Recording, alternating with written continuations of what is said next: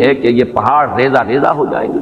ریت بن جائیں گے، پھسلتی ہوئی ریت. یہ ایسے چلیں گے جیسے کہ دھنکی ہوئی روئی ہو یا اون ہو، جیسے کہ بادل چلتے ہیں. اب یہ ظاہر بات ہے کہ یہ بادلوں کا تصور آج جتنا ہمیں ہے، وہ جس وقت یہ آیات نازل ہوئی تھی عام آدمی تصور نہیں کر سکتا تھا کہ بادل کی کیفیت کیا ہوتی ہے. نیچے سے تو بادل جو ہے سالڈ نظر آتا ہے، لیکن یہ کہ آج ہمیں معلوم ہے جب جہاز جب چیرتا ہے بادلوں کو اوپر چڑھتے ہوئے یا اترتے ہوئے تو اس کی کیفیت محسوس ہوتی ہے کہ یہ دھنکی ہوئی روئی کے مانند ہے یا دھنکی ہوئی اون کے مانند ہے. تو پہاڑوں کے بارے میں قیامت میں جو کچھ ان کا معاملہ ہونے والا ہے یہ بہت تفصیل سے آیا ہے. میں ذرا تیزی کے ساتھ آپ کو وہ مقامات جو ہے وہ گنوا دیتا ہوں. سورۃ المرسلات جو ابھی زیادہ دیر نہیں ہوئی کہ ہم نے پڑھی تھی، اس میں فرمایا وَإِذَا الْجِبَالُ نُسِفَتْ، جبکہ یہ پہاڑ جو ہے یہ ریزہ ریزہ کر دیے جائیں گے. سورۃ النبا میں آ چکا ہے وَسُيِّرَتِ الْجِبَالُ فَكَانَتْ سَرَابًا، یہ پہاڑ چلائے جائیں گے اور یہ ریت بن جائیں گے، اور ریت چمکتی ہوئی ریت، جیسے کہ کہیں صحرا کے اندر ریت چمکتی ہے تو سراب محسوس ہوتا ہے کہ جیسے پانی ہے، یہ پہاڑ بھی اس شکل کے ہو جائیں گے. سورۃ الکہف میں فرمایا وَيَوْمَ نُسَيِّرُ الْجِبَالَ، جس دن کہ ہم پہاڑوں کو چلائیں گے. سورہ طٰہٰ میں فرمایا وَيَسْأَلُونَكَ عَنِ الْجِبَالِ، یہ پوچھتے ہیں آپ سے پہاڑوں کے بارے میں. فَقُلْ يَنسِفُهَا رَبِّي نَسْفًا، کہہ دیجئے یہ پہاڑ تمہیں کو بڑی شے نظر آ رہے ہوں گے لیکن میرا رب تو ان کو ریزہ ریزہ کر دے گا. سورۃ النمل میں فرمایا وَتَرَى الْجِبَالَ تَحْسَبُهَا جَامِدَةً وَهِيَ تَمُرُّ مَرَّ السَّحَابِ، تم دیکھ رہے ہو پہاڑوں کو اور سمجھتے ہو بڑی ٹھوس چیز ہے، یہ تو بہت ہی مضبوط شے ہے، بڑی جامد شے ہے، جمی ہوئی شے ہے، اس کے کہیں جنبش کھانے کا کیا سوال. لیکن قیامت کے روز دیکھو گے کہ یہ جیسے بادل چلتے ہیں ایسے یہ پہاڑ چل رہے ہیں. سورۃ الطور میں فرمایا یوم تمور السماء مورا وتسیر الجبال سیرا، جس میں زمین کانپے گی، لرزے گی. یہ زلزلہ تو الساعہ جو ہے زمین کا کانپنا اور زمین پر ایک زلزلہ آنا، یہ تو بہت مرتبہ آیا ہے. وتسیر الجبال سیرا، اور چلیں گے یہ پہاڑ جیسے کہ چلتے ہیں. ایسے ہی نہیں، یعنی یہ کہ یہ کوئی محاورہ یا استعارہ نہیں ہے، بالفعل جیسے کہ چلا جاتا ہے، یہ مفعول مطلق ہے. اسی طرح سورۃ الواقعہ میں فرمایا اذا رجت الارض رجا وبست الجبال بسا. سورہ حاقہ میں فرمایا وحملت الارض والجبال فدکتا دکتا واحدہ، یہ زمین پہاڑوں سمیت اٹھائی جائے گی اور پھر پٹک دی جائے گی جیسے کہ پٹکا جاتا ہے ایک ہی بار، اور گویا کہ اس طرح اس سے وہ چپٹی ہو جائے گی. اس کی لمبائی کی جو گولائی کہہ لیجئے اس وقت ہمارے علم میں ہے، کوئی اس کے اندر جیسے سورہ طٰہٰ میں آیا ہے لا تری فیہا عوجا ولا امتا، نہ کوئی اونچان اور نیچان نظر آئے گی اور نہ کوئی موڑ، کہیں بھی کوئی کجی نہیں ہے. سورۃ المزمل میں آیا ہے یوم ترجف الارض والجبال وکانت الجبال کثیبا مہیلا، یہ پہاڑ ایسے ہو جائیں گے جیسے پھسلتی ہوئی ریت. سورۃ المعارج میں آیا ہے یوم یکون السماء کالمہل وتکون الجبال کالعہن، یہ پہاڑ ایسے ہو جائیں گے جیسے کہ دھنکی ہوئی اون. اور یہی پھر سورۃ القاریہ میں آگے چل کر آ جائے گا وتکون الجبال کالعہن المنفوش، اون ایسی جو دھنک دی گئی ہو اور وہ بالکل جیسے دھنکی ہوئی روئی ہوتی ہے ایسے ہو جائے. یہ میرا خیال ہے کہ اس اعتبار سے کہ زمین پر جو چیزیں ہمارے مشاہدے میں آتی ہیں ان میں سب سے زیادہ ٹھوس اور سب سے زیادہ مرعوب کن شے جو ہے وہ یہ پہاڑ ہے، بڑے جمے ہوئے ڈٹے ہوئے. لیکن یہ کہ وہ قیامت کا زلزلہ اس کے احوال ایسے ہوں گے کہ یہ پہاڑ جو ہے ریزہ ریزہ ہو کر اور یہ چلیں گے جیسے کہ بادل چلتے ہیں یا جیسے کہ دھنکی ہوئی روئی، اور وہ اس کی کیفیت اختیار کر لیں. آگے چل کر سورۃ الفجر میں اس کا نقشہ جو کھینچا گیا ہے وہ اور بہت واضح ہے، اس کو چپٹا کر دیا جائے گا. بلکہ سورۃ الانشقاق میں بھی آیا ہے وَإِذَا الْأَرْضُ مُدَّتْ وَأَلْقَتْ مَا فِيهَا وَتَخَلَّتْ، گویا کہ جیسے کسی چیز کو کھینچ دیا جائے گا. اگر کوئی گیند ہو اور اس گیند کو آپ کھینچیں گے تو وہ چپٹی ہو جائے گی، اس کی گولائی ختم ہو جائے گی اور وہ لمبان کے اندر بڑھتی چلی جائے گی. وَإِذَا الْأَرْضُ مُدَّتْ وَأَلْقَتْ مَا فِيهَا وَتَخَلَّتْ. اب ظاہر بات ہے جب کسی ایسی شے کو کھینچا جائے گا تو اس کے بطن میں جو کچھ ہے اس کی اس موٹائی کے اندر وہ باہر نکل آئے گا. وَإِذَا الْأَرْضُ مُدَّتْ وَأَلْقَتْ مَا فِيهَا وَتَخَلَّتْ، جب زمین کو کھینچا جائے گا اور جو اس میں ہوگا اسے وہ باہر نکال کر خود خالی ہو جائے گی. سورۃ الفجر میں نقشہ کھینچا گیا ہے کہ جیسے کہ یہ پہاڑ اور یہ زمین کوٹ کوٹ کر ریزہ ریزہ کر کے برابر کر دی جائے گی، اور پھر یہیں پر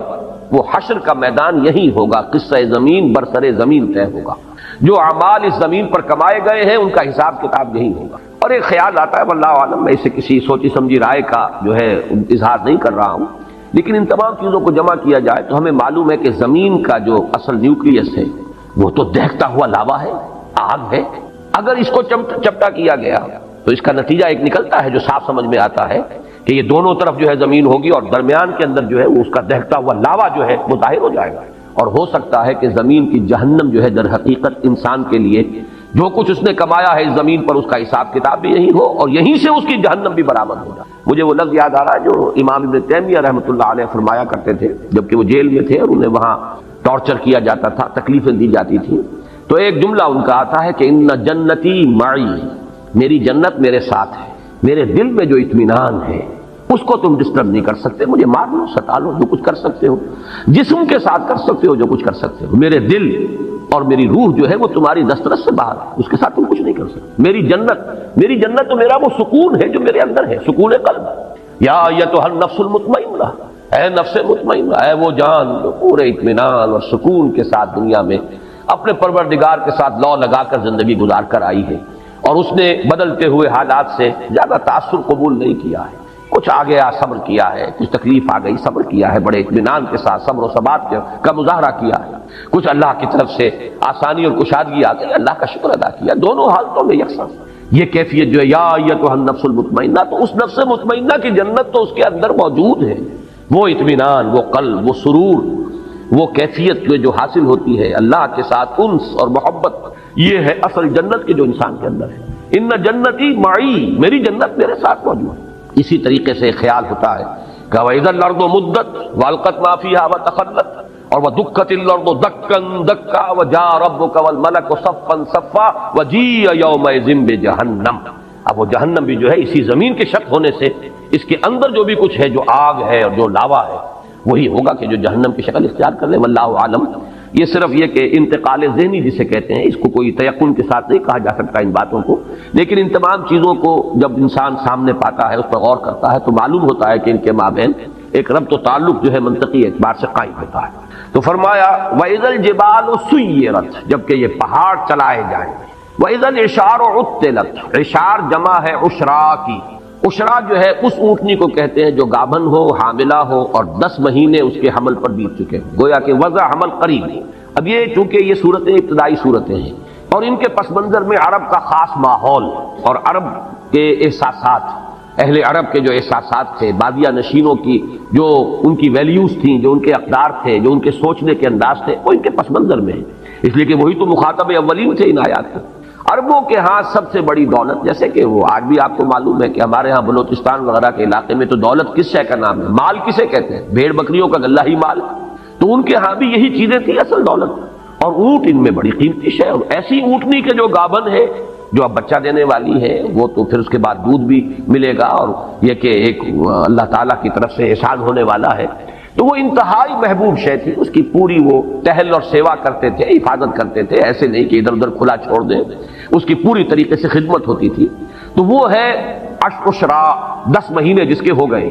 اور اشار اس کی جمع ہے۔ فرمایا وَإِذَا الْإِشَارُ عُطِّلَتْ، جبکہ وہ 10 ماہ کی حاملہ اور گابن اونٹنیاں جو ہے وہ ایسے ہی پھر رہی ہوں گی کہ ان کی طرف کسی کو کوئی توجہ نہیں ہوگی، جیسے کہ ان کی طرف کوئی التفات ہی نہیں، کسی کو ہوش ہی نہیں۔ یہ بالکل وہی نقشہ جو سورہ حج کے شروع میں کھینچا گیا، یوم تذہل کل مرضعۃ عما ارضعت وتضع کل ذات حمل حملها، جس دن دودھ پلانے والی مائیں بھول جائیں گی اپنے دودھ پیتے بچوں کو، یعنی انسان کے اندر جو عواطف ہیں، جو میلانات ہیں، جو احساسات و جذبات ہیں، ان میں ماں کی محبت اور اس کے اندر جو شدت ہوتی ہے جو اللہ نے رکھی ہے، اس کے بغیر کیسے پرورش ہو سکتی ہے بچوں کی؟ پھر یہ کہ خاص طور پر دودھ پیتا بچہ، اس کے لیے جو رحمت اور مودت اور شفقت اور عنایت اور التفات کی کیفیت ہے، لیکن یہ تذہل کل مرضعۃ عما ارضعت، جس کو دودھ پلاتی ہوگی بھول جائے گی۔ اور یہ نقشہ ہمارے ہاں آ چکا ہے، اوجڑی کیمپ کا جو حادثہ ہوا تھا، تو پنڈی کی جو خبریں آئی تھی راول پنڈی شہر کی، ان میں وہ چیزیں آئی تھی، آپ کو یاد ہوگا کہ مائیں چھوڑ گئی بچوں کو، بھول گئی اپنے بچوں کو،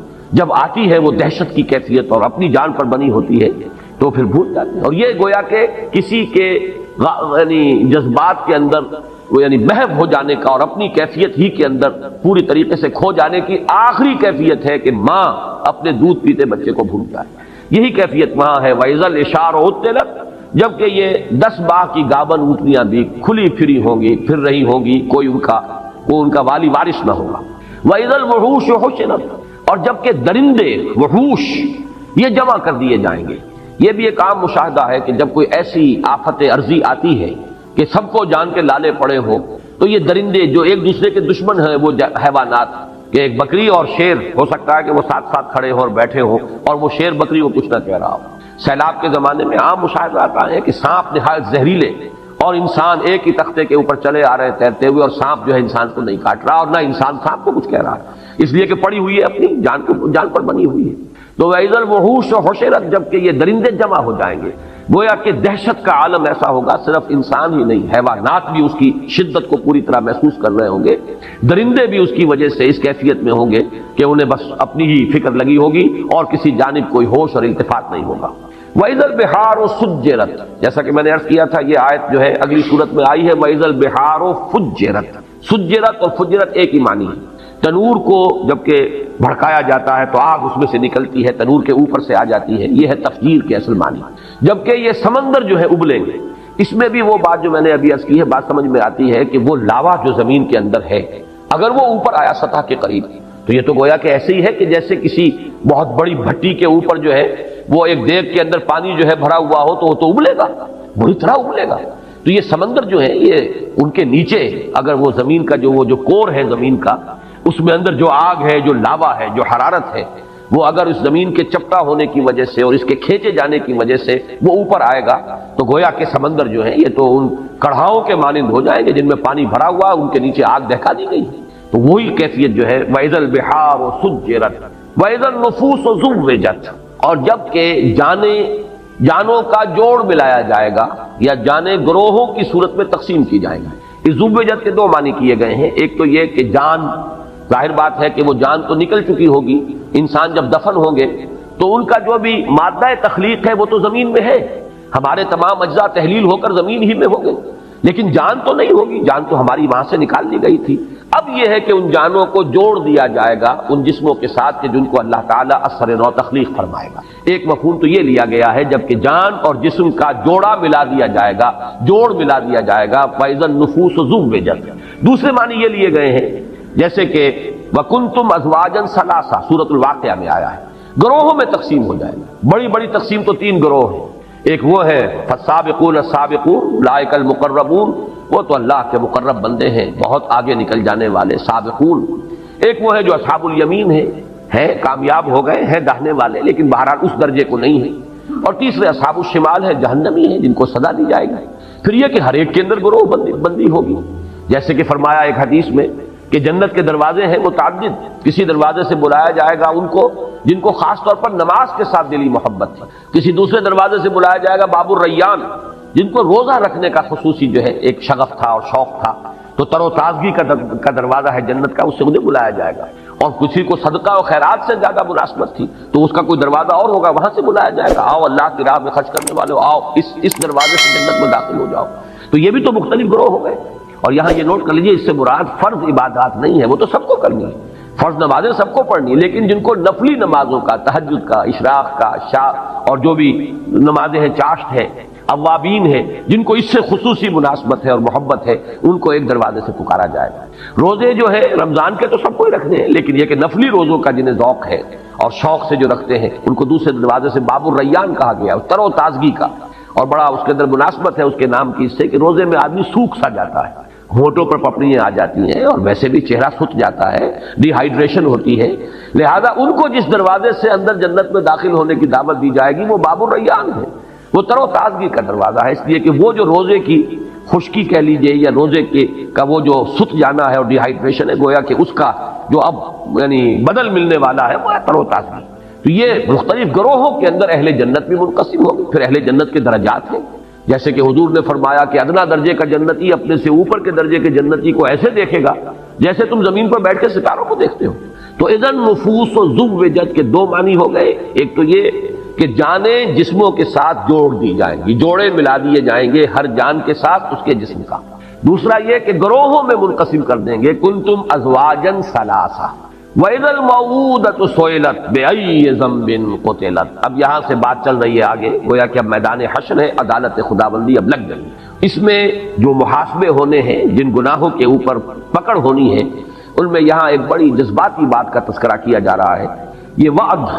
وا اور حمزہ اور دال، وعد، اسی سے یہ جو اس کا مفعول ہے موعودہ، وہ بچی جو زندہ درگور کر دی گئی، جو عرب کا بدترین رواج تھا، بچیوں کو پیدا ہوتے ہی وہ گلا گھونٹ کر مارا، یا یہ کہ گڑھا کھودا اس میں ڈالا اور اس کے اوپر سے مٹی ڈال کر برابر کر دی۔ یہ گویا کہ درندگی کا اور شقاوت کا اور انسان کی کہنا چاہیے کہ دل کی سختی کا یہ ایک انتہائی معاملہ ہے۔ خود اپنا لخت جگر ہو ایک شخص کا کہ اپنی اولاد ہے، لیکن یہ کہ اس اولاد کے ساتھ یہ حشر کرنا، کچھ اس وجہ سے بھی کرتے تھے فقر کی وجہ سے کہ پیٹ پالنے مشکل ہیں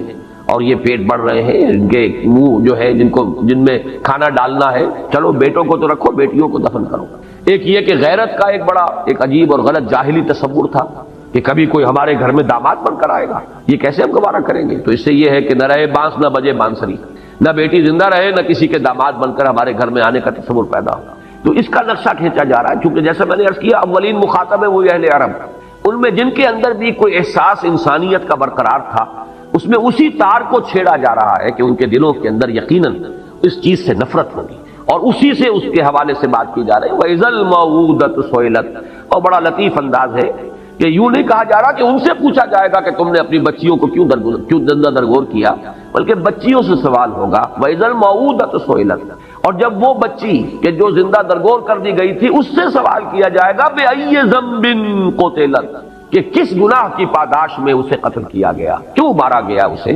گویا کہ بظاہر کہا جا رہا ہے اس بچی سے پوچھا جائے گا، اصل میں تو ان سے پوچھا جانا ہے۔ یہاں مجھے یاد آ رہا ہے کہ ایک روایت میں آتا ہے حضرت حسن رضی اللہ تعالیٰ عنہ نے خواب دیکھا تھا حضرت عثمان رضی اللہ تعالیٰ عنہ کی شہادت کے بعد، اور انہوں نے پھر وہ بیان کیا خواب۔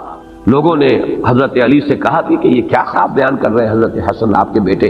تو حضرت علی نے فرمایا اس نے جو دیکھا ہے وہ بیان کر رہا ہے، اور خواب یہ تھا کہ اللہ کی عدالت لگی ہوئی ہے، اللہ تعالیٰ عرش پر ہے، اور فرشتے جو ہیں وہ جو ہے اس تخت کے پائے تھامے کھڑے ہیں، خود محمد رسول اللہ صلی اللہ علیہ وسلم کھڑے ہیں، اور ان کے ساتھ حضرت ابو بکر ہیں، پھر حضرت عثمان، حضرت عمر ہیں۔ اتنے میں حضرت عثمان آتے ہیں خون میں نہائے ہوئے اور اپنا سر اپنے ہاتھ میں لیے ہوئے، اور وہ آ کر فریاد کریں پروردگار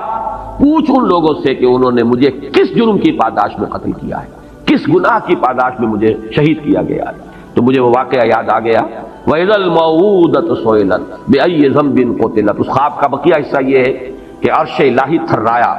اور پھر اللہ تعالیٰ کے غضب کا ظہور اس طریقے سے ہوا کہ خون کے دو پرنالے زمین کی طرف جاری کر دیے گئے۔ اس کی تعبیر ہے جنگ جمل اور جنگ صفین۔ وہ حضرت عثمان رضی اللہ تعالیٰ عنہ کی شہادت مظلومانہ جو ہے، یہ اللہ تعالیٰ کی طرف سے گویا کہ اس کی سزا ہے جو مسلمانوں کو ملی، کہ پھر 10,000 ایک جنگ کے اندر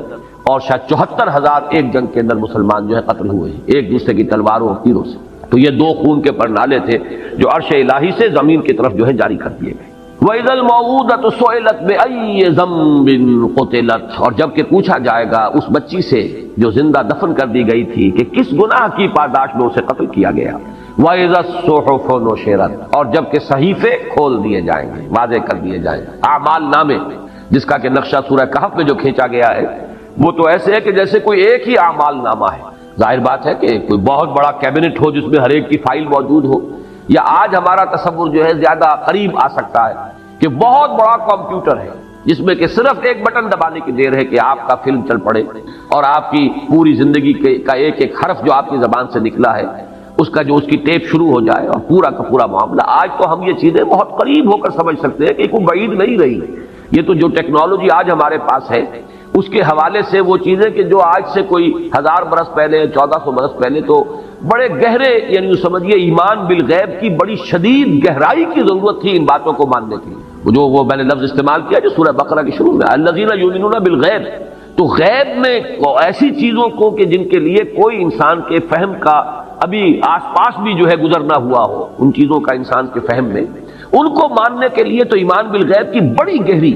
اور بڑی ہی سمجھیے کہ شدت کی ضرورت تھی کہ مانے کہ محمد اللہ کے رسول ہے، جو فرما رہے ہیں وہ حق ہے۔ لیکن آج تو یہ چیزیں ہمارے سامنے کی چیزیں ہیں، گویا کہ کوئی اس کے اندر استبعاد ہی نہیں رہا، ان کا ماننا قطعاً مشکل نہیں رہا، اس لیے کہ بٹن کے سائز کے ٹیپ ریکارڈر موجود ہیں،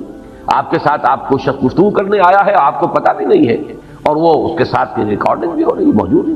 اسی طریقے سے وَوُضِعَ الْكِتَابُ فَتَرَى الْمُجْرِمِينَ مُشْفِقِينَ مِمَّا فِيهِ وَيَقُولُونَ يَا وَيْلَتَنَا مَا لِهَذَا الْكِتَابِ لَا يُغَادِرُ صَغِيرَةً وَلَا كَبِيرَةً إِلَّا أَحْصَاهَا وَوَجَدُوا مَا عَمِلُوا حَاضِرًا۔ جب وہ اعمال نامہ لا کر رکھ دیا جائے گا تو پھر دیکھو گے کہ لوگ کانپ رہے ہوں گے، ڈر رہے ہوں گے، اور کہیں گے، پکار اٹھیں گے، یہ کیسا اعمال نامہ ہے؟ اس نے تو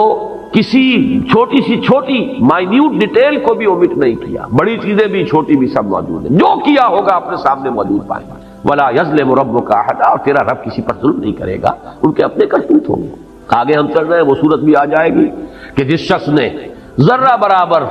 ذرے کے ہم وزن نیکی کمائی ہوگی وہ بھی سامنے پائے گا، اور ذرے کے ہم وزن جو ہے بدی کمائی ہوگی وہ بھی سامنے پائے گا۔ تو یہ جو اعمال نامہ ہے، فرمایا وَإِذَا الصُّحُفُ نُشِرَتْ، کھل جائے گا، حقیقت واضح ہو جائے گا۔ وَإِذَا السَّمَاءُ كُشِطَتْ، آسمان کی کھال کھینچ لی جائے گی، کاف اور شین اور طا، یہ مادہ آتا ہے کسی چیز کے اوپر سے اس کی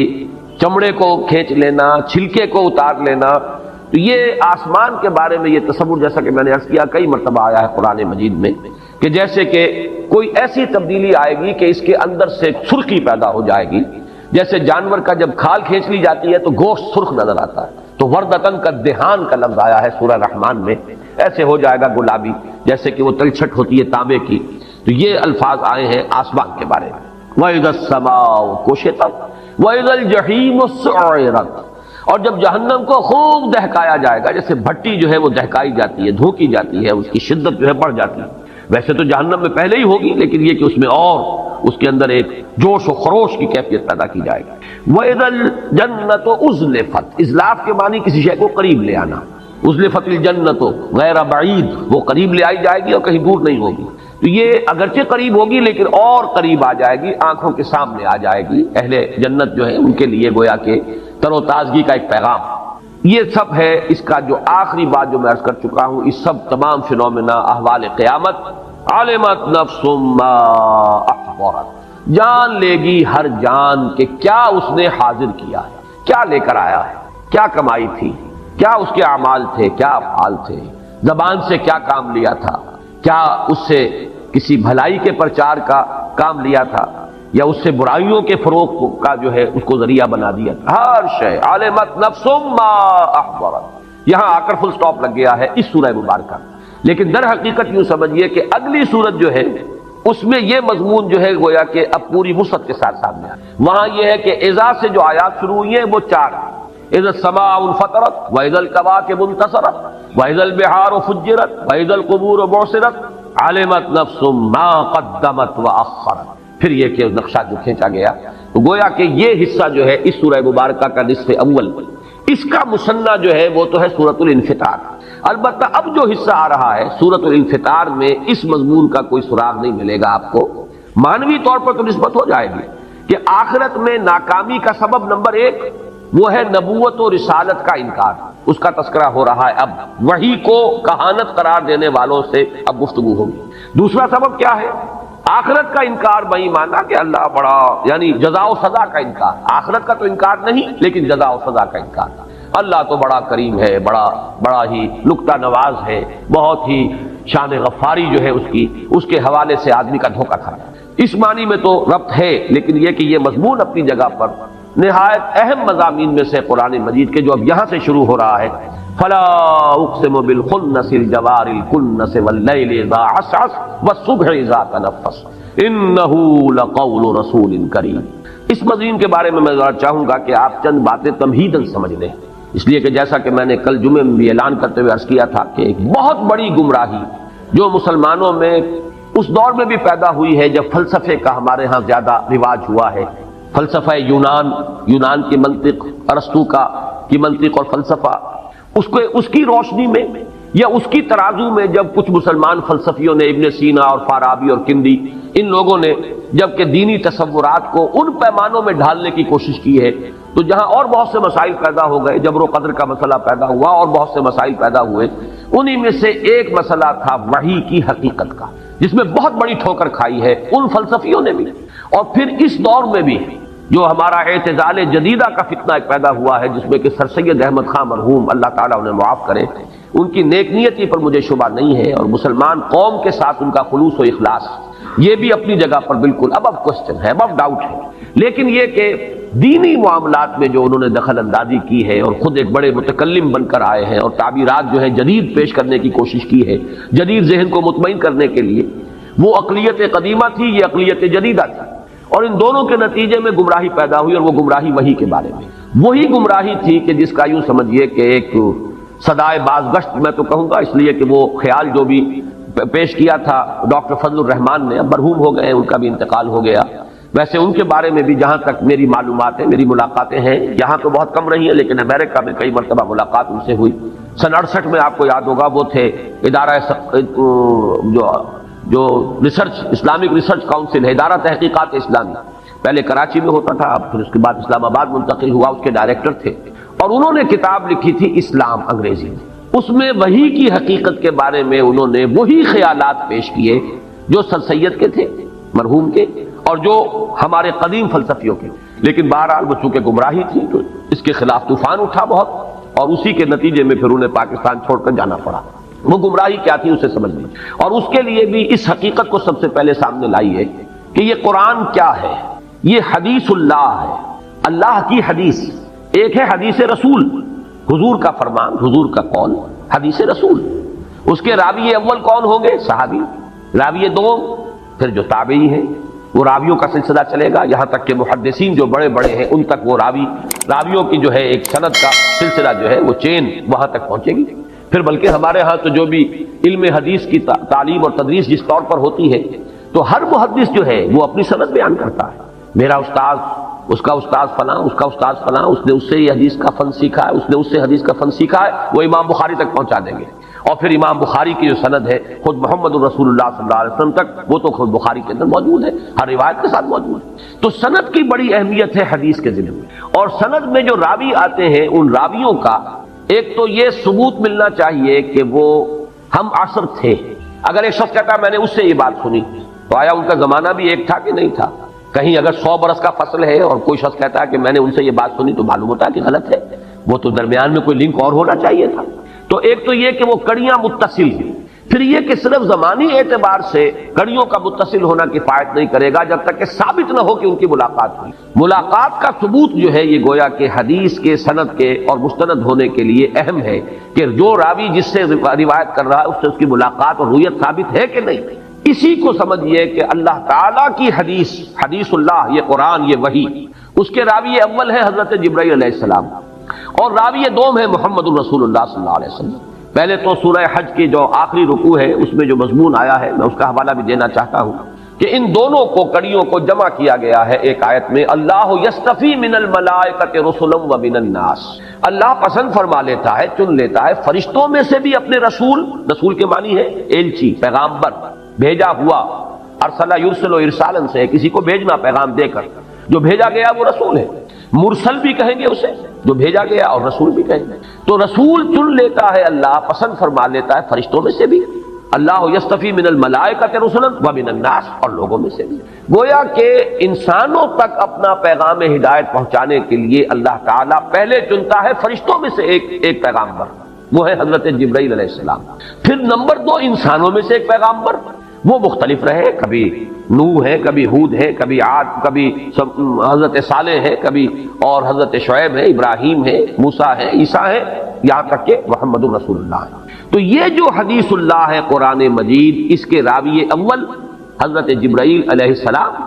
راوی دوم محمد الرسول اللہ صلی اللہ علیہ وسلم۔ حضور سے تو اب متصل ہے، سب کو معلوم ہے، حضور نے قرآن پڑھایا، صحابہ کو یاد کرا دیا، اس کا مذاکرہ کیا، 2 مرتبہ حضرت جبرائیل سے مذاکرہ ہوا ہے آخری رمضان میں محمد الرسول اللہ صلی اللہ علیہ وسلم کا، اور سینکڑوں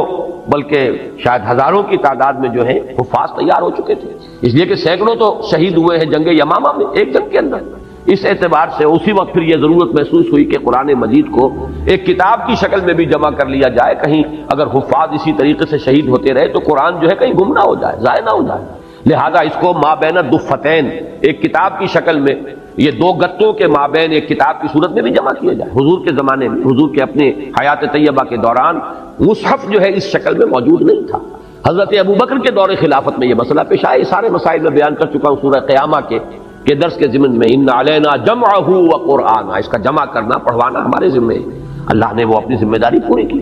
لوگوں کے سینوں میں تو جمع ہو چکا تھا، سینہ محمدی صلی اللہ علیہ وسلم میں جمع تھا، پھر صحابہ کرام کے سینوں میں منتقل ہوا، جمع ہو گیا، لیکن کتابی شکل میں حضرت ابوبکر کے زمانے میں جمع ہو گیا۔ تو یہ جو قرآن مجید ہے اس کا آگے تو اب سلسلہ بالکل یوں سمجھیے متواتر ہے، اتنی شہادتیں ہیں، یہ وہی ٹیکسٹ ہے جو محمد الرسول اللہ صلی اللہ علیہ وسلم نے امت کو دیا کہ دشمن بھی مانتے ہیں، کوئی شک و شبے کی گنجائش نہیں، تسلیم کیا جاتا ہے دنیا میں کوئی کتاب اتنے پیور ٹیکسٹ کے ساتھ موجود نہیں ہے جتنی یہ قرآن مجید، مذہبی کتابوں میں تو کوئی بھی نہیں ہے، باقی کوئی کتاب تورات کے بارے میں کوئی یہودی دعویٰ نہیں کر سکتا کہ یہ تحریف سے یہ خالی، یہ غلطیوں سے خالی، اس لیے کہ اصل تورات تو گم ہو گئی تھی حضرت مسیح علیہ السلام سے کوئی 600 برس قبل نبوکدنضر نے جب حملہ کیا تھا بیبلونیا کے بادشاہ نے یروشلم پر، اور اینٹ سے اینٹ بجا دی تھی اور 6 لاکھ یہودیوں کو قتل کیا تھا، 6 لاکھ کو قیدی بنا کر لے گیا تھا، ہیکل سلیمانی مسمار کر دیا تھا، اس کے بعد سے وہ اصل تورات دنیا میں نہیں ہے، اصل انجیل نہیں ہے، اس لیے کہ اصل انجیل یا عبرانی میں ہو سکتی تھی یا سریانی میں ہو سکتی تھی۔ حضرت مسیح علیہ السلام کی زبان آپ کے زمانے میں، آپ شام میں رہے، ساری زندگی جو بھی تھی وہیں آپ نے بتائی، زبان وہاں عبرانی تھی، اہل علم کی، سریانی تھی، کولوکیل لینگویج، تو اب انجیل ہو سکتی ہے ممکن طور پر یا عبرانی میں یا سریانی میں، اور نہ عبرانی کا کوئی نسخہ موجود ہے اور نہ سریانی کا موجود ہے، جو سب سے قدیم نسخہ ہے وہ بھی یونانی ترجمہ ہے، تو معلوم ہوا کہ اصل انجیل تو نہیں ہے۔ ہاں قرآن اصل موجود ہے جو محمد الرسول اللہ صلی اللہ علیہ وسلم نے امت کو دیا، لیکن یہ حضور نے امت کو دیا اس کے بعد سے تو تواتر ہے اور بلا شک و شبہ ہے۔ سوال یہ ہے کہ یہ جو پہلے 2 راوی ہیں ان کی ملاقات بھی ثابت ہے کہ نہیں، یہ ہے وہ اہم مسئلہ، اور یہ بات جان لیجئے، میں نے کئی مرتبہ یہ بات اصول کے طور پر بیان کی ہے کہ اہم مسائل قرآن مجید میں 2 جگہ ضرور آتے ہیں، کم سے کم 2 جگہ، ویسے تو یہ کہ بار بار بھی آئیں گے، کم سے کم 2 مرتبہ، اور نمبر 2 یہ کہ ترتیب ان میں اکثر جو ہے ریسیپروکل ہو جاتی، عکسی ہو جاتی ہے، ایک جگہ پر پہلے جو چیز آئی ہے دوسری جگہ پر وہ بعد میں آئے گی، پہلی جگہ پر جو چیز بعد میں آئی ہے دوسری جگہ پر وہ پہلے آ جائے گی، عکسی ترتیب عام طور پر، باقی یہ اصول اپنی جگہ پر ہے کہ 2 جگہ پر آپ کو اہم مضامین ملیں گے،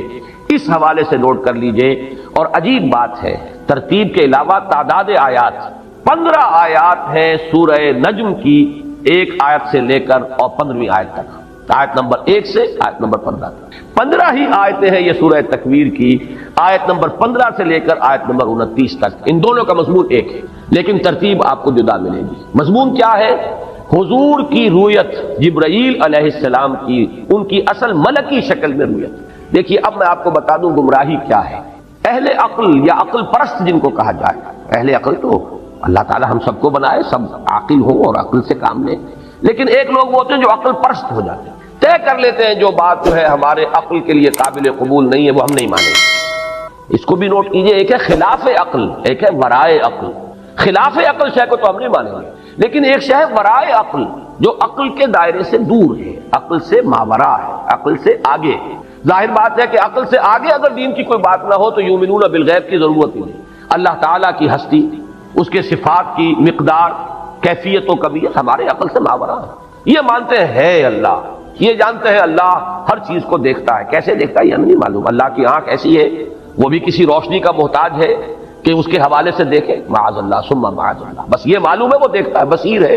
لیکن اس سے آگے کیسے دیکھتا ہے ہمیں نہیں معلوم، یہ ورائے عقل ہے۔ یہ ہمیں معلوم ہے اللہ سنتا ہے، کیسے سنتا ہے؟ کیا اس کے بھی کان ہیں؟ کیا اسے بھی ساؤنڈ ویوز کی ضرورت ہے؟ وہ جا کر کان کے پردے کو چھیڑے اور وہاں سے پھر جو ہے وہ معلومات دماغ کو نہیں لے گی، معاذ اللہ ثم معاذ اللہ، جسم اور جسمانیت سے پاک۔ لہذا ہمیں کچھ پتہ نہیں کہ اللہ کیسے دیکھتا ہے، اللہ کیسے سنتا ہے، ہم یہ جانتے ہیں اللہ سنتا ہے، اللہ دیکھتا ہے، سمیع اور بصیر۔ تو یہ چیز ہے ورائے عقل، خلاف عقل نہیں ہے۔ تو لوگ جو عقل گزیدہ ہو جاتے ہیں، عقل پرست، وہ ورائے عقل چیزوں کی بھی ایسی تعبیر کرنے کی کوشش کرتے ہیں کہ جو عقل کے لیے قابل قبول ہو جائے، عقل کے پیمانے کے اندر آ جائے، اس محدود پیمانے کے اندر ان لامحدود حقائق کو بھی اتارنے کی کوشش، اس میں ظاہر بات ہے کہ پھر ٹھوکریں کھائی جاتی ہیں۔ اہل فلسفہ کی گمراہی کیا ہے؟